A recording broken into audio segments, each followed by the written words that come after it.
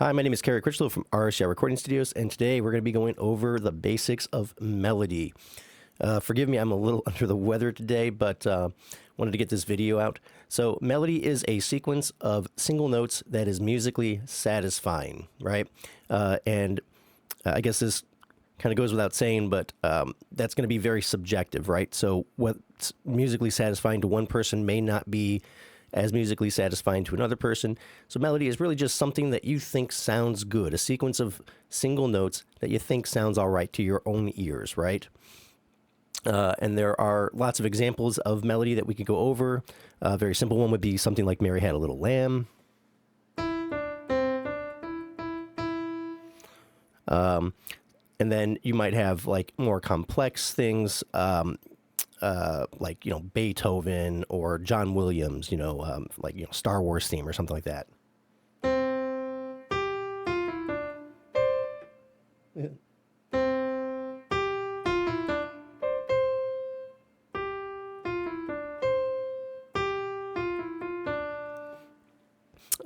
And so there's a lot of variation that you can use. Oftentimes in pop music, the melody is what is sung. And other times it might be like a hooky line that you might hear when nothing's being sung. In general, simple melodies tend to stay within a single key, while more complex melodies will often jump outside a given key. This is a general rule of thumb. This is not by any means like the way it always is. There are always exceptions to the rule. There are some great very complex melodies that are, will stay within a key. And there are simple melodies that will jump outside a key. But this is just a generality. So like in pop music, you tend to be in one key and the melody will stay in that key. Whereas if you listen to like, classical music or orchestrated pieces, things like that, oftentimes you'll find that the melodies are jumping outside of the starting key and will often, do modulations and various things in order to create that complexity. And the melodies are going to often utilize scales and intervals that vary pitch and duration in order to keep them engaging. A simple scale would be, for instance, the C major scale. So we have C, D, E, F, G, A, B, C, and that sounds like this.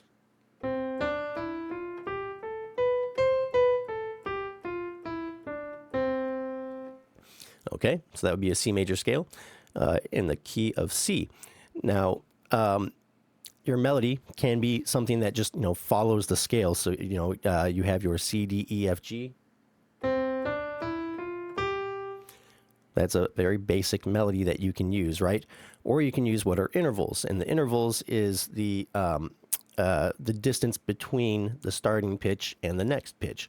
So if you're starting on the note C, and you go up a full step to D, that is a major second interval. So the melody would be a major second. Or you can go up the minor third, or major third to an E. Or the perfect fourth to an F. Perfect fifth to the G. A perfect sixth to the A. Or a major seven up to the B.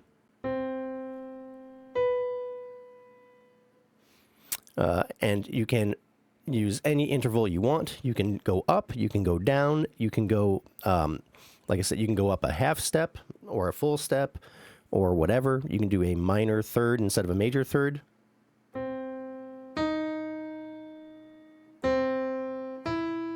So that'd be a minor third and a major third. So there's all different ways that you can craft your melody. And you can also play with the duration of them, whether they're held out longer or shorter.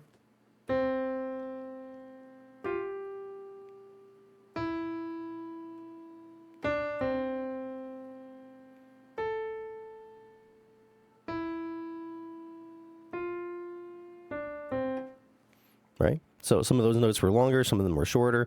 I'm just kind of making these up off the top of my head. You can also, like I said, go outside of the key. So far we've stayed within the key of C, but we can do melodies that feel maybe a little odd. They're a little bit more complex. and they're going outside of the initial key that we're starting in.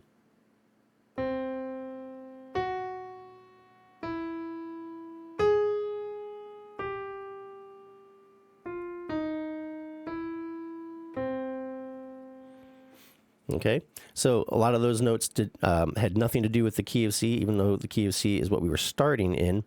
You would need to use supporting chords and various things that are also outside the key of C.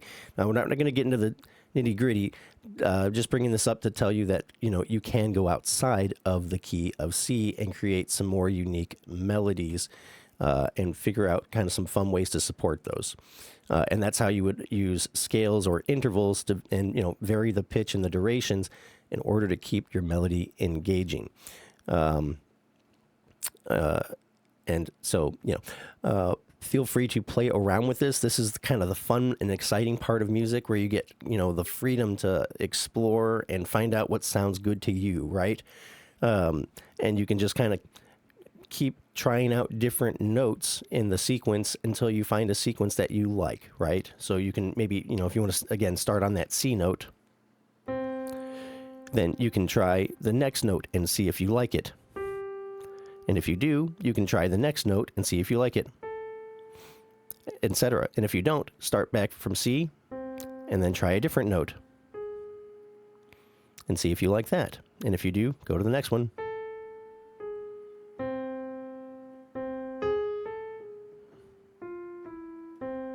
Okay, don't feel like this is not complicated at all, really, in the grand scheme of things. It's literally just using your ears to tell you whether you like something or not, and to just kind of keep playing with the pitches and the note lengths in order to figure out what you want. Another thing that I might want to briefly mention is that sometimes when it comes to melody, this space between notes can be just as important as the notes themselves.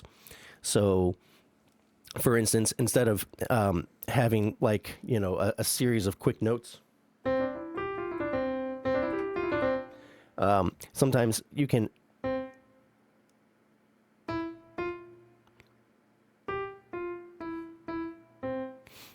you can have some space between the notes, and that space between the notes can often help enhance your melody as well. So don't be afraid to play with the rhythm, the durations and the pitches, right? And play around with the space between the rhythms.